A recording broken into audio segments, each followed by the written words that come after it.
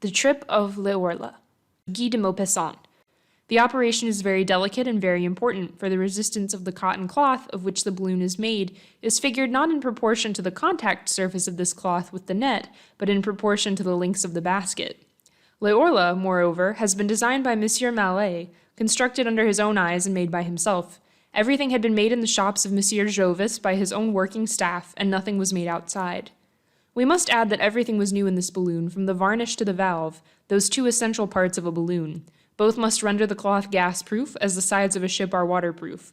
The old varnishes, made with a base of linseed oil, sometimes fermented and thus burned the cloth, which in a short time would tear like a piece of paper. The valves were apt to close imperfectly after being opened, and when the covering called cataplasm was injured. The fall of Monsieur Lost in the open sea during the night proved the imperfection of the old system. The two discoveries of Captain Jovis, the varnish principally, are of inestimable value in the art of ballooning. The crowd has begun to talk, and some men, who appear to be specialists, affirm with authority that we shall come down before reaching the fortifications. Several other things have been criticized in this novel type of balloon with which we are about to experiment with so much pleasure and success. It is growing slowly but surely. Some small holes and scratches made in transit have been discovered, and we cover them and plug them with a little piece of paper applied on the cloth while wet. This method of repairing alarms and mystifies the public. While Captain Jovis and his assistants are busy with the last details, the travelers go to dine in the canteen of the gasworks, according to the established custom. When we come out again, the balloon is swaying, enormous and transparent, a prodigious golden fruit, a fantastic pear which is still ripening, covered by the last rays of the setting sun. Now the basket is attached, the barometers are brought, the siren, which we will blow to our heart's content, is also brought, also the two trumpets, the eatables, the overcoats and raincoats, all the small articles that can go with the men in that flying basket. As the wind pushes the balloon against the gasometers, it is necessary to steady it now and then to avoid an accident at the start. Captain Jovis is now ready and calls all the passengers. Lieutenant Mallet jumps aboard, climbing first on the aerial net between the basket and the balloon, from which he will watch during the night the movements of Le Horla across the skies, as the officer on watch, standing on starboard, watches the course of a ship. Monsieur Etienne Beer gets in after him, then comes Monsieur Paul Besond, then Monsieur Patrice Aries, and I get in last. But the basket is too heavy for the balloon, considering the long trip to be taken, and Monsieur Aries has to get out, not without great regret. Monsieur Joliet, standing erect on the edge of the basket, begs the ladies, in very gallant terms, to stand aside a little, for he is afraid he might throw sand on their hats in rising. Then he commands, "Let it loose!" And cutting with one stroke of his knife the ropes that hold the balloon to the ground, he gives Le Horla its liberty. In 1 second we fly skyward. Nothing can be heard. We float, we rise, we fly, we glide. Our friends shout with glee and applaud, but we hardly see them. We hardly hear them. We are already so far, so high. What? Are we really leaving these people down there? Is it possible? Paris spreads out beneath us, a dark bluish patch cut by its streets from which we rise. Here and there, domes, towers, steeples, then around it the plain, the country, traversed by long roads, thin and white, amidst green fields of a tender or dark green, and woods almost black.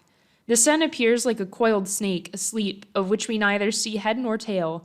It crosses Paris, and the entire field resembles an immense basin of prairies and forests dotted here and there by mountains, hardly visible in the horizon.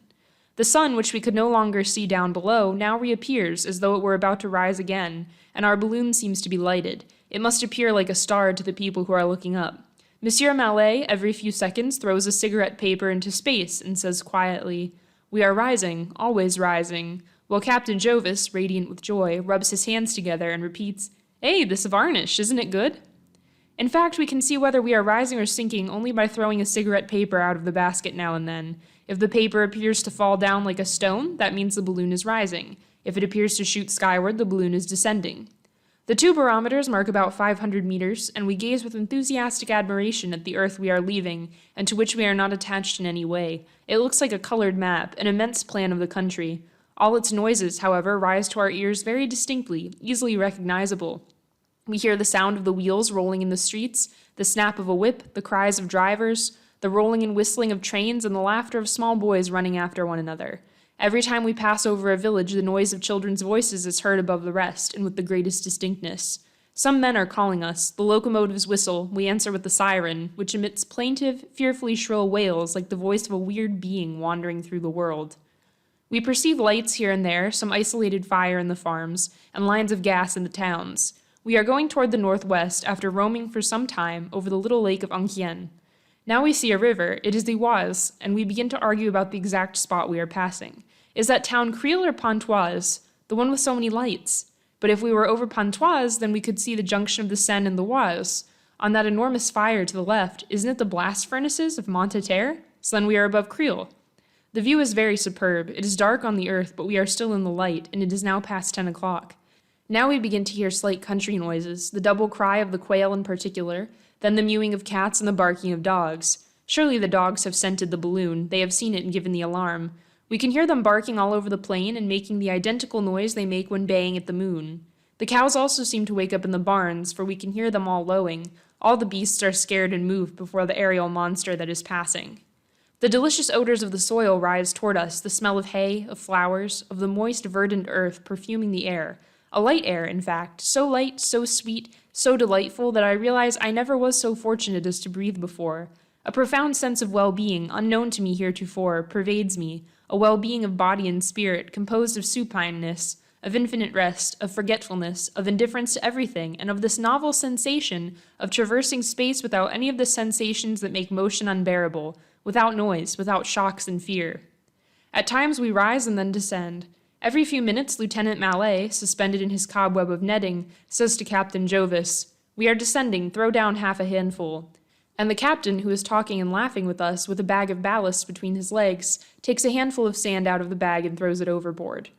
Nothing is more amusing, more delicate, more interesting than the maneuvering of a balloon. It is an enormous toy, free and docile, which obeys with surprising sensitiveness. But it is also, and before all, the slave of the wind, which we cannot control. A pinch of sand, half a sheet of paper, 1 or 2 drops of water, the bones of a chicken which we had just eaten, thrown overboard, makes it go up quickly.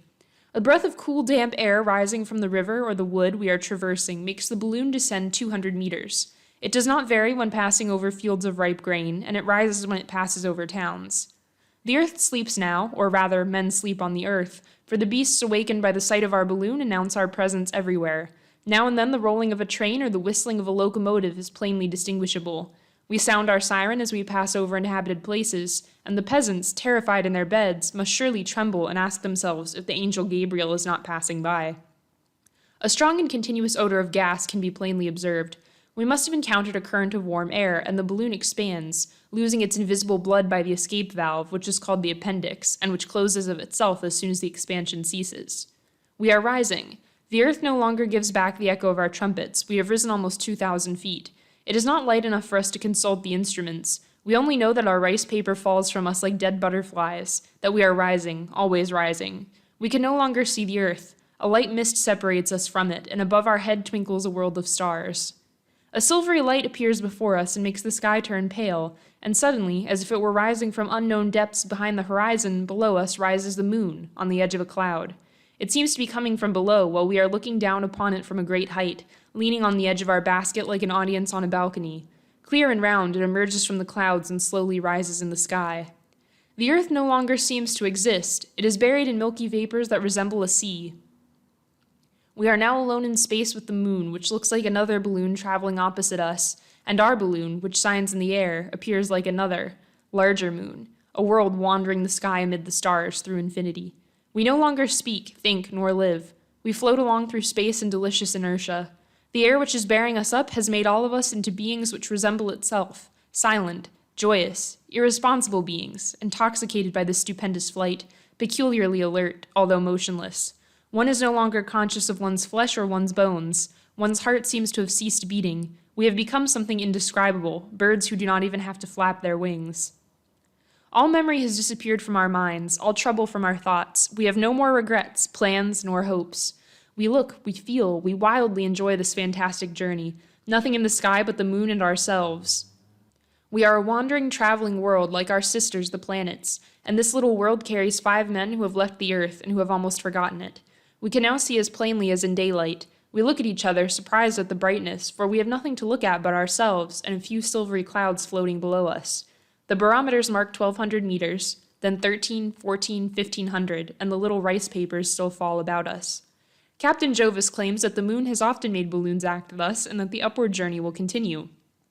We are now at 2,000 meters. We go up to 2,350, then the balloon stops. We blow the siren and are surprised that no one answers us from the stars. We are now going down rapidly. Monsieur Mallet keeps crying, "Throw out more ballast, throw out more ballast." And the sand and stones that we throw over come back to our faces as if they were going up, thrown from below toward the stars, so rapid is our descent. Here is the earth. Where are we? It is now past midnight, and we are crossing a broad, dry, well-cultivated country with many roads and well-populated. To the right is a large city, and farther away to the left is another. But suddenly from the earth appears a bright fairy light. It disappears, reappears, and once more disappears. Jovis, intoxicated by space, exclaims, Look at this phenomenon of the moon in the water. One can see nothing more beautiful at night." Nothing indeed can give one an idea of the wonderful brightness of these spots of light which are not fire, which do not look like reflections, which appear quickly here or there and immediately go out again. These shining lights appear on the winding rivers at every turn, but one hardly has time to see them as the balloon passes as quickly as the wind. We are now quite near the earth, and Beer exclaims, "Look at that! What is that running over there in the fields? Isn't it a dog?" Indeed, something is running along the ground with great speed, and this something seems to jump over ditches, roads, trees with such ease that we could not understand what it might be. The captain laughed. "It is the shadow of our balloon. It will grow as we descend." I distinctly hear a great noise of foundries in the distance, and according to the polar star, which we have been observing all night, and which I have so often watched and consulted from the bridge of my little yacht on the Mediterranean, we are heading straight for Belgium. Our siren and our two horns are continually calling. A few cries from some truck driver or belated reveler answer us. We bellow, "Where are we?" But the balloon is going so rapidly that the bewildered man has not even time to answer us. The growing shadow of Le Horla, as large as a child's ball, is fleeing before us over the fields, roads, and woods. It goes along steadily, preceding us by about a quarter of a mile, and now I am leaning out of the basket, listening to the roaring of the wind in the trees and across the harvest fields. I say to Captain Jovis, "How the wind blows!" He answers, "No, those are probably waterfalls." I insist, sure of my ear that knows the sound of the wind, from hearing it so often whistle through the rigging. Then Jovis nudges me. He fears to frighten his happy, quiet passengers, for he knows full well that a storm is pursuing us. At last a man manages to understand us. He answers, "Nord." We get the same reply from another. Suddenly the lights of a town, which seems to be of considerable size, appear before us. Perhaps it is Lille. As we approach it, such a wonderful flow of fire appears below us that I think myself transported into some fairyland where precious stones are manufactured for giants. It seems that it is a brick factory. Here are others, 2, 3. The fusing material bubbles, sparkles, throws out blue, red, yellow, green sparks, reflections from giant diamonds, rubies, emeralds, turquoises, sapphires, topazes. And nearby are great foundries roaring like apocalyptic lions. High chimneys belch forth their clouds of smoke and flame, and we can hear the noise of metal striking against metal. Where are we? The voice of some joker or of a crazy person answers, "In a balloon." Where are we? At Lille. We were not mistaken. We are already out of sight of the town, and we see Roubaix to the right, and then some well-cultivated rectangular fields of different colors according to the crops, some yellow, some gray or brown. But the clouds are gathering behind us, hiding the moon, whereas toward the east the sky is growing lighter, becoming a clear blue tinged with red. It is dawn. It grows rapidly, now showing us all the little details of the earth, the trains, the brooks, the cows, the goats, and all this passes beneath us with surprising speed. One hardly has time to notice that other fields, other meadows, other houses have already disappeared. Cocks are crowing, but the voice of ducks drowns everything. One might think the world to be peopled, covered with them, they make so much noise. The early rising peasants are waving their arms and crying to us, "Let yourselves drop!" But we go along steadily, neither rising nor falling, leaning over the edge of the basket and watching the world fleeing under our feet. Jovis sights another city far off in the distance. It approaches. Everywhere are old church spires. They are delightful, seen thus from above. Where are we? Is this Courtrai? Is it Ghent? We are already very near it, and we see that it is surrounded by water and crossed in every direction by canals. One might think it a Venice of the north. Just as we are passing so near to a church tower that our long guy rope almost touches it, the chimes begin to ring 3 o'clock. The sweet, clear sounds rise to us from this frail roof which we have almost touched in our wandering course. It is a charming greeting, a friendly welcome from Holland. We answer with our siren, whose raucous voice echoes throughout the streets. It was Bruges, but we have hardly lost sight of it when my neighbor, Paul de Sand, asks me, "Don't you see something over there to the right, in front of us? It looks like a river." And indeed, far ahead of us stretches a bright highway in the light of the dawning day. Yes, it looks like a river, an immense river full of islands. "Get ready for the descent," cried the captain. He makes Monsieur Mallet leave his net and return to the basket. Then we pack the barometers and everything that could be injured by possible shocks. Monsieur Maupassant exclaims, "Look at the masts over there to the left. We're at the sea." Fogs had hidden it from us until then. The sea was everywhere, to the left and opposite us, while to our right the Scheldt, which had joined the Moselle, extended as far as the sea, its mouths vaster than a lake. It was necessary to descend within a minute or two. The rope to the escape valve, which had been religiously enclosed in a little white bag and placed in sight of all so that no one would touch it, is unrolled, and Monsieur Mallet holds it in his hand while Captain Jovis looks for a favorable landing. Behind us the thunder was rumbling, and not a single bird followed our mad flight. "Pull!" cried Jovis.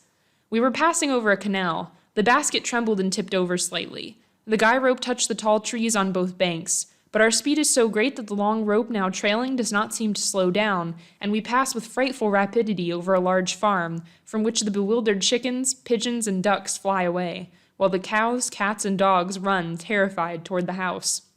Just 1/2 bag of ballast is left. Jovis throws it overboard, and Le Horla flies lightly across the roof. The captain once more cries, "The escape valve!" Monsieur Mallet reaches for the rope and hangs to it, and we drop like an arrow.